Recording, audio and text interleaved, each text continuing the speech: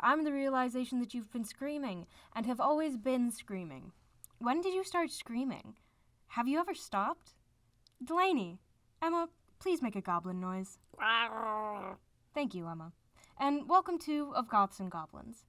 We're going to be making some small formatting changes. Instead of just talking about whatever, whenever, we're going to be trying out 1 week of me just talking about cryptids, monsters, and the like, and the next week having Emma talk about true crime and murders most foul, with random days of mayhem just sprinkled throughout. So, without further ado, Emma, tell me what you know about shapeshifters. Shapeshifters, their name. They shift shapes, I've seen a few different things in, movies or books, but everyone kind of has their own ideas of what it is. There was one book I read, they, actually, took the people and they, skinned them, and then they put their skin on and they kind of, morphed into the person. But then there was another one that they just kind of, ate them and took their memories, and then they just kind of, gradually turned into the person. Very good. It's more than I expected. Not to call you stupid, but... But, But... you're wrong. But you're an idiot. With all due respect. No, continue, please. Continue about my intelligence. Well, on a scale of 1 to 10, it's like a 0.3. Oh, I'm gonna go cry in a corner now. There are no corners in our pillow fort. Fine. Tell me what a shapeshifter really is. So you were actually pretty close. There's a lot of different shapeshifters in different cultures and stuff, and some of them do consume other people to gain their powers and memories and whatnot. We're going to be talking first about the Japanese kitsune. I'm going to be butchering all of these names because I don't know how to pronounce anything, ever. I don't ever know how to pronounce stuff either. I can't even speak English. So kitsune are Japanese shape-shifting creatures that are fox-like in nature. They lure people in by changing into an attractive young woman, and then they kill and eat them. In some legends, they eat them. In others, they don't. So, for the most part, they suck the life force out of people. Oh. So that could either mean that they steal their identity, like how you said in the beginning, by, eating them and gaining their memories, and eventually their appearance might be put into the cycle of faces that this kitsune has. Kitsune are fun because the older they are, the more tails they get, like in their fox form. Oh, yeah, I've heard of that. The Pokemon, Ninetales? Yeah, that thing. Yeah. So every 100 years that a kitsune is alive, it gets a tail. So say this kitsune has been alive for 700 years, it has 7 tails. And the more tail, I have written here, power is stored in the tail. That's not true. Oh, just cut off its tail then, Yeah, no, that's not true, but it's more so the more tails a kitsune has, the more powerful it is. Kitsune aren't the best at shape-shifting themselves, because the way you can spot a kitsune is if you look at them and they have a tail. Oh. This human lady just has a tail. You could stuff it down your pants. Yeah, but then you got a dummy thick dump truck. Not a bad thing. One dump truck. A single truck. Not 2. Just 1 cake. Or 7. Or 7 cakes.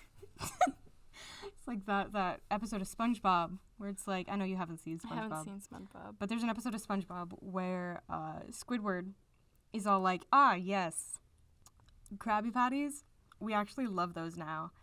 And he breaks into the Krabby Patty vault, which is exactly what you'd expect it to be. Okay. It's like a Scrooge McDuck style vault with just mountains of Krabby Patties. Don't ask me why. Right. It never gets brought up again. I thought they were cooked fresh. Apparently not. All right. According to that one episode of SpongeBob. And so he breaks in and he's all like, oh, I love Krabby Patties now. And he's going to town on these Krabby Patties. And then SpongeBob through the door is like, Squidward, no, don't eat all the Krabby Patties. And he's like, what? Or I'll explode. And then SpongeBob goes, no, it'll go straight to your hips. And it goes back to Squidward, and it's normal, tiny Squidward body. And then he's just got a fat ass. Absolutely caked to the max. And he's got like 8 legs. He's got like 4. I mean, but 4 like, cakes. You know, this isn't SpongeBob World, though. No, this isn't SpongeBob World, but that's what I imagine it is with the kitsune with 9 whole tails. Just trying to hide that. Yeah, it's fantastic. It also, there is a way that you can spot a kitsune at their door. I read about this. It's a greeting. Okay, so is it like how you have to like invite a vampire into your house or whatever? Not quite. They have trouble pronouncing certain words. And so like a popular greeting, according to the websites that I saw, you open the door and you're like, Moshi Moshi. I don't know if that's how you pronounce it, but it's M-O-S-H-I. To like confirm that it's not, because it's like they can't say that word well. Okay. So if you got like some form of speech impediment, you might be killed. Yeah. You might thought you're a kitsune or something. Yeah. You can't come in. Yeah, it's like, no, I'm sorry, my guy. You got a speech impediment. You're not cool. Go away. Go away. Nerd. You might be trying to kill me or something. Yeah, don't eat me, fam. Don't do that. That's not right. That's wrong. So rude. So rude. Jeez, man. I'm just imagining like some fox like thing. It's just like it's knocks on the door like, hey, I'm trying to sell you chocolate bar. Mochi Mochi. It's like, Ma. okay, goodbye. I'm sorry. Like a kitsune, but like kitsune Boy Scouts. He just wants to sell chocolate bars to help his troop. He's like, yeah. hi. I didn't want to come in. I just wanted to sell chocolate. I just wanted to sell you some stuff. I'm sorry for the inconvenience, sir. I'd be traumatized if that happened to me. I'm like, oh, I'm so sorry. So along the same lines of I don't know how to pronounce anything, we're leaving the Japanese kitsune behind, and we're going to Nordic/Icelandic mythos. The Hamram, Hamrammr, Hamram, is a form of Icelandic shapeshifter. And I couldn't find a whole lot of information about this. I found maybe 2 websites maximum talking and giving me specific information of what the Hamram does. Essentially, it's a shapeshifter that can change its form into whatever it ate last. So, for example, if it ate like a squirrel, now it can transform into a squirrel. But then for dinner it was a moose, and now it's a moose, but a cute moose. It make all the boy moose go, wah. No. Wah. Not the Princess Diaries. I wrote that joke in specifically. I am very proud of that one. You shouldn't be. I am. So some of the other sources that I saw, the sources being Wikipedia, said that the Hamram was a type of berserker. Now, a berserker, I could find a lot of information on, so we're going to talk about that for a little bit. They're not really shapeshifters, the berserkers, but they're very interesting. Well, I mean, it's not a shapeshifter, but you could say it like shifts, like it's from this person to completely different person. Like it's how they act. Yeah, it's more of a consciousness shifting. Mm-hmm. So it's the berserker. It's where we get the phrase going berserk, that whole word. They are a type of old Nordic warrior, and they would work themselves up before battle and go into an absolute, like, mad rage. They were terrifying, and so some of them would wear bear or wolf skins into battle. According to some artworks and stories, that allowed them to actually transform into bears and wolves, which was what made them such a formidable foe. Other sources that I saw said that they would lather the insides of these pelts with some form of psychedelic or hallucinogenic drug that would induce that state of absolute, I don't care about dying, I don't care about getting hurt, I just want to hurt you. Just take some shrooms before you go into Essentially, battle type thing. Okay. 100%. Let's get pre-gaming. The berserkers are just the first pre-gamers, Pre-gaming man. death. Yeah. So no, I couldn't figure out a lot about the Hamram. Berserkers, man. Absolute mad lads. They're just interesting. Like, there's so Yeah. many books about it, Mm-hmm. or people's own little takes on it. Yeah, and like obviously we don't have a lot of information because a lot of old Nordic stuff. I'm also kind of talking out of my ass a little bit, Okay. but a lot of old Nordic stuff was like passed down verbally. Yeah, it was And it- oral tradition. Yeah, it wasn't really written down, so we don't have a lot of knowledge to these things. Like we have drawings and stuff of them, and like, yeah, this is a dude, or is it a bear, or is it a man bear? What's going on Who here? knows? Who knows? Not me. Yeah, exactly. So now we're moving over to a topic that I think we're both a little bit more comfortable with. Greek and Roman mythology. Heck yeah. So I don't have a lot written down about this, but I assume we can talk for days about it. I'm sure we can. Because canonically, every Greek and Roman god, almost every, I'm going to put that almost there in case I'm wrong, almost every Greek or Roman god has the power to change its form. Most of them have been documented as being able to change the form at will, as well as changing other people's forms. So does that make the other people shapeshifters? Who's to say? We're going to be talking about the myth of Dionysus and the sailors. Do you remember that one? Kind of, no. Just that one I just know Percy Jackson kind of thing, and that's that's fair. not really... I mean, it's interesting to read, but it's not based on a lot of the true stuff. Yeah. So essentially, briefest rundown of the myth is that Dionysus gets kidnapped by a bunch of sailors. And they have him tied to the mast, and they're threatening to do a bunch of unsavory things to our poor young lad, because this is early Dionysus mythos. In some, Dionysus has a lot of weird stories, because in some stories, he starts off as a demigod. In some stories, he's born a full god. It's whack. So in this story, I think he is a young god who just kind of wants to have fun. He's having a party. And so he's tied to this mast, and all these sailors are like, oh, we're going to do real unsavory things to you, home dog. And he's like, hey, it's been real fun, but I've had enough of this now.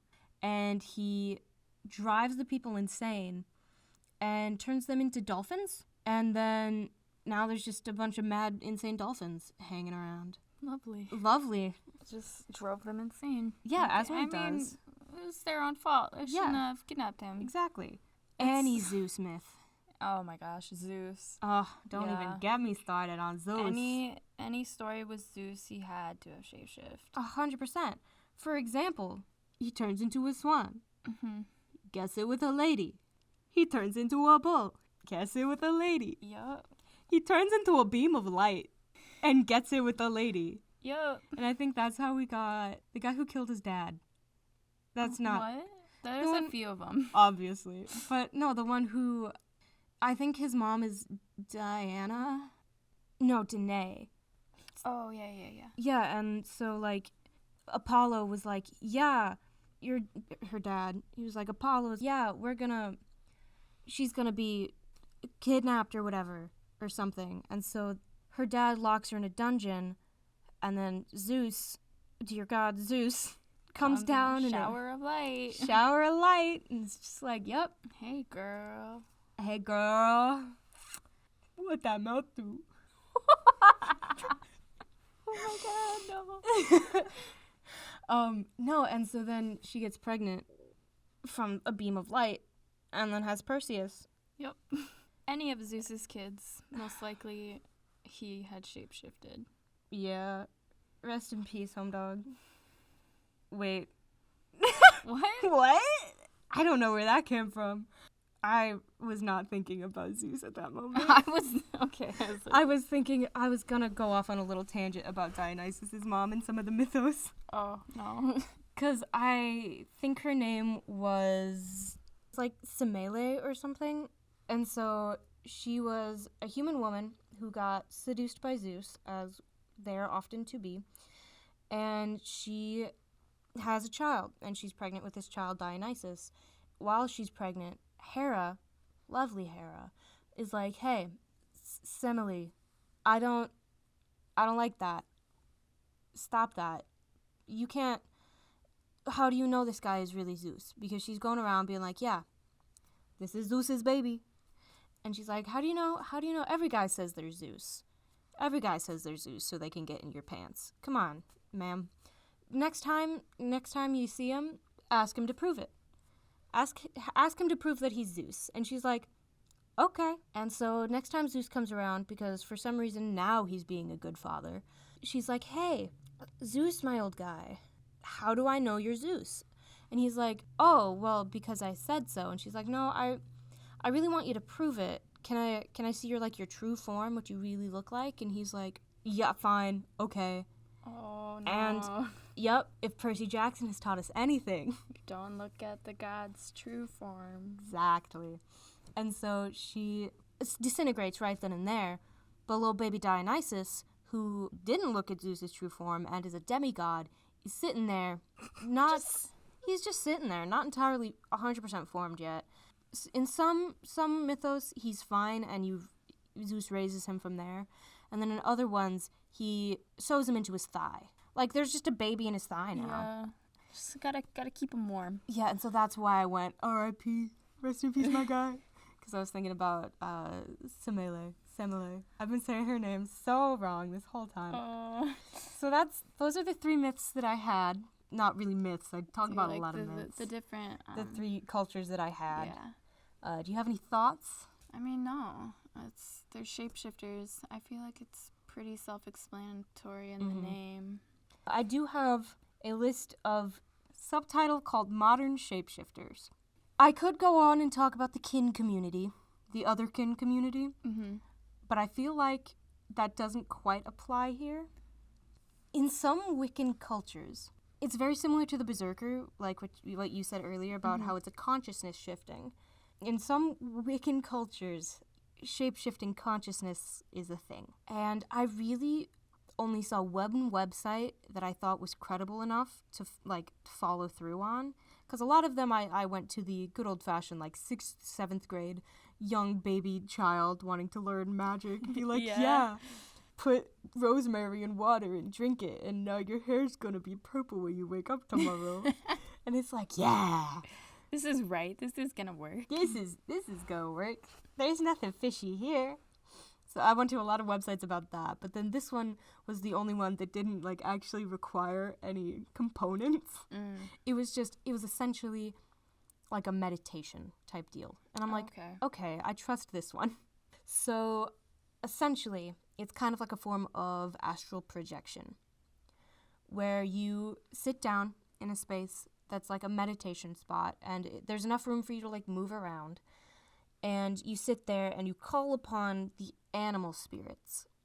From what I gather, it is essentially possession. But not in a now I am the animal type of way. It's more so I am calling upon different traits from that animal. Like the website that I was looking at said was if you need courage, you can call upon the courage of a lion and all of that. Wizard of Oz type thing going on here. It was a lot of stuff like that, and I'm like, I get it, but also I'm confused by it. Yeah.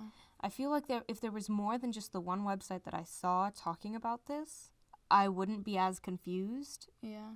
It's kind of like people are just now learning about some of that stuff. Like TikTok reality shifting. TikTok, if you will, reality, yeah. Which I feel like... That's suspicious. I'm going to say it right now. That's suspicious. That's weird. No, I feel like TikTok shifting, quote unquote, is just lucid dreaming. Yeah. But I don't know. I've never tried it. Daydreaming thing. That's what I do. Yeah. Just some good old-fashioned, hey, are you listening? Oh, no, sorry. I was, kicking some butt. It was just my son died. Yeah, sorry, my son. Have you seen this TikTok? There's this TikTok. It's, me grieving my son. And it's just this woman, and she's sobbing. And she's like, me realizing I'm 15 and don't have a child. 15, exactly. It's and I'm like, oh. I mean, yeah. You really just came at me there. I felt so attacked. But no, so that's the modern shapeshifter type deal that I found. And I don't understand it, but I feel like I could. There's just not a lot of information Yeah. right now. I didn't have enough information on it to really... I feel like it's more of a mind over matter type deal, where, like, you can convince yourself. I don't know. I don't know enough to say. Just convince yourself. Yeah. So now we have a list of shapeshifters in media. So this is more like... In Teen Wolf, they have some shapeshifters. I don't remember what they're called. Twilight. I think I have Twilight in here. I don't. I was going to. Well, Twilight, they're not werewolves. They're shapeshifters. Excuse me. They're animagus? I don't know what they're called, but they are not werewolves. I mean, they're werewolves, but they're not werewolves. They're not werewolves. They're werewolves, but they're not lichens. Okay, yeah. There we that go. Works. So, on our list, we have Animorphs. I never read Animorphs. Thought you could help me with that. And then it came to my mind that you had never read Animorphs. I've never read it. So I did 4-second research. So I don't know why these kids can shapeshift, but these kids can shapeshift into a certain animal, but they can only do it for like a certain amount of time, or they get stuck as that animal. Oh.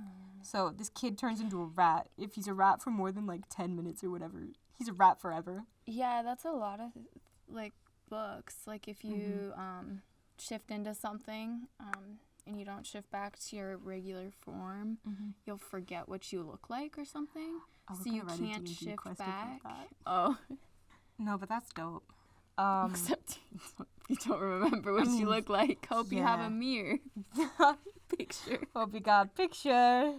Wow. You know. So next, I've got Mystique from X-Men. I haven't seen X-Men You haven't either. seen X-Men? No. I think you'd like X-Men. Maybe. I know you don't really like superheroes a whole lot, but I think you'd like X-Men. They're funny. At least the Evan Peters movies. Okay. He's funny. So essentially, Mystique's superpower is that she can shapeshift at will.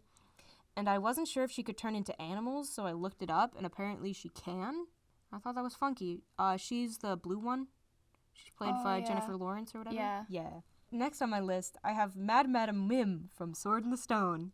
Did you ever watch that movie? No. It's one of my favorite movies as a kid. So she's a weird old witch lady who lives in the woods who can shapeshift at will into anything. She doesn't really have any limits. And she has a shifting battle, quote unquote, with Merlin, the wizard.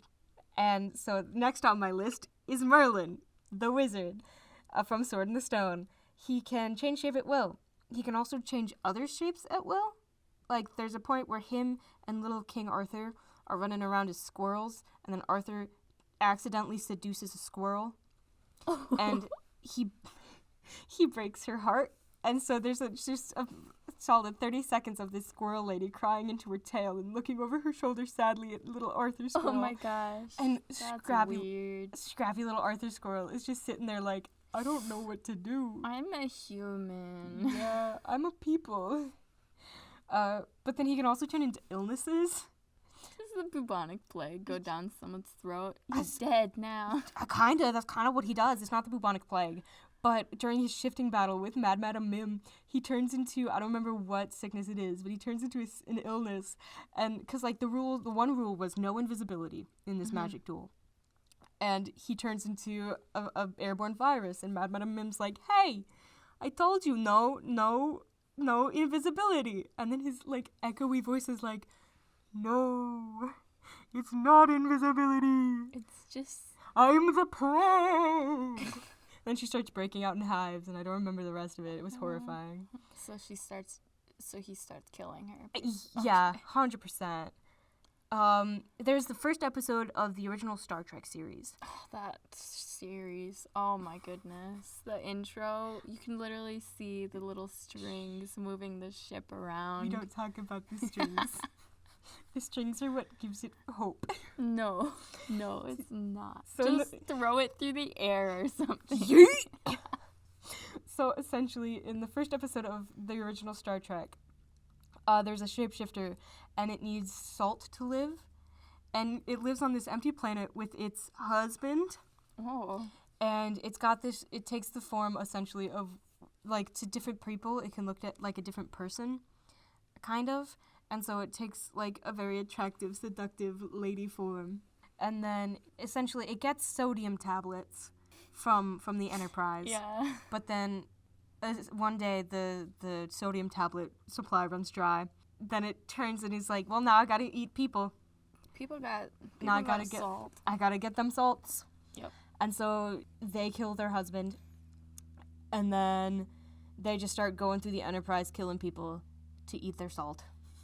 Should have sent it back to Earth. Eat the salt water. Yeah. Eat the salt in the water. Leave the water. Yeah. Fresh water. Problem solved. Dude, we just solved the drought. Yeah. Every drought we ever. Solved it. You're welcome. Next on the list, we have The Thing from John Carpenter's The Thing. I haven't seen that either. That's a horror movie. I didn't expect you Yeah. to. But it's essentially it's a shape-shifting alien that kills people. And the way that you find out if it's a shapeshifter or not is by testing its blood. And so there's a horrifying transformation, and it's a whole thing. Love that movie. Good movie.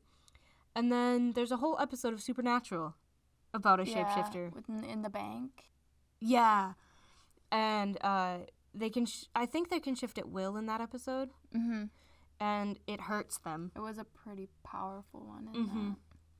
And they leave goop behind. I remember that part of that episode. I thought it was skin that they melted off of themselves. It's probably skin, but I just remember like a weird coagulated clump of goop. Oh, I thought like they like peeled it off. They do, Oh. but then it's a slimy peel Oh. because they have to make it look gross.